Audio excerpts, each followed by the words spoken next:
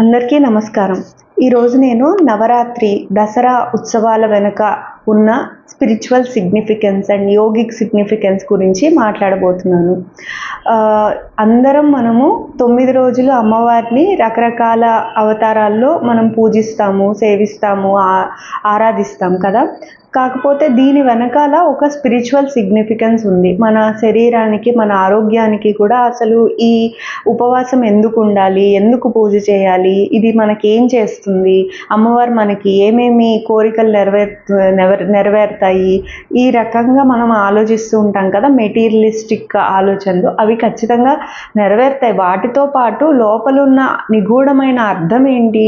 ఈ ఆరాధన వెనకాల ఈ 9 రోజులు మనం ఫాస్టింగ్ చేయడం వల్ల మనకేమవుతుంది అంటే, మన శరీరంలో ఉన్న పంచభూతాస్, వాయువు, అగ్ని, నీరు, నిప్పు, ఆకాశం, ఈ 5 తత్వాలతో మన శరీరం ఏర్పడింది. అలాగే బయట ఉన్న ప్రకృతిలో కూడా ఈ 5 తత్వాలు ఉంటాయి, పంచభూతాస్. ఈ రెండిటికి మధ్య సమన్వయం ఉంటే మనం ఆరోగ్యంగా ఉండగలుగుతాం. ఈ రెండిటికి మధ్య సమన్వయం లేనప్పుడు మనం అనారోగ్యానికి ఎక్కువ అనారోగ్య పాలవుతూ ఉంటాం.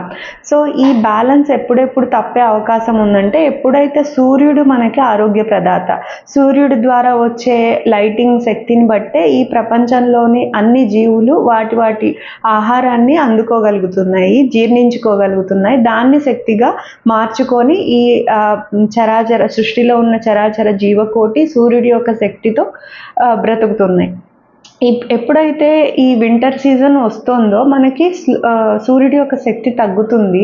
రైనీ సీజన్ మారి చలికాలంలోకి వెళ్ళేటప్పుడు కొంచెం లేజీగా ఉంటుంది. బాడీ కూడా మనకి లెథార్జిక్గా అనిపించడం, నిద్రమత్తుగా అనిపించడం, అంటే బాడీ కొంచెం స్లో డౌన్ అవుతుంది. సో దీనికి మనము యాంటీడోట్గా, అంటే కాంప్లిమెంటరీగా ఏం చేస్తామంటే, ప్రతి సీజన్లోనూ ఈ దక్షిణాయనం అంతా ప్రతి ఋతువులో ప్రతి పండుగ వస్తుంది. ఈ పండుగలో మనం ఫాస్టింగ్ చేస్తాం, ఒక పొద్దు తింటాం. అలాగే ఆరాధన, సెలబ్రేషన్, అందరికీ గ్యాదరింగ్, ఇవన్నీ జరగడం వల్ల మనలోని శక్తి ఇంకొంచెం యాక్టివేట్ అవుతుందన్నమాట. సో ఈ అట్మాస్ఫియర్కి తగ్గట్టుగా మనం ఇలాంటివి చేయడం వల్ల మనలో ఉన్న అగ్నితత్వం కానీ, శక్తి కానీ అవేకన్ అయ్యి మనం హెల్తీగా ఉండడానికి హెల్ప్ చేస్తుంది. సో ఏ పండుగ అయినా సరే దాని వెనకాల ఒక పెద్ద స్పిరిచువల్ సిగ్నిఫికెన్స్ ఉంటుంది. అది మనలోని ఒక శక్తిని ఇగ్నైట్ చేయడానికి వస్తుంది. సో ఇవన్నీ తెలుసుకొని మనం చేయడం వల్ల మనం కంప్లీట్గా దసరా ఫెస్టివల్ని ఎక్స్పీరియన్స్ చేయగలుగుతాం.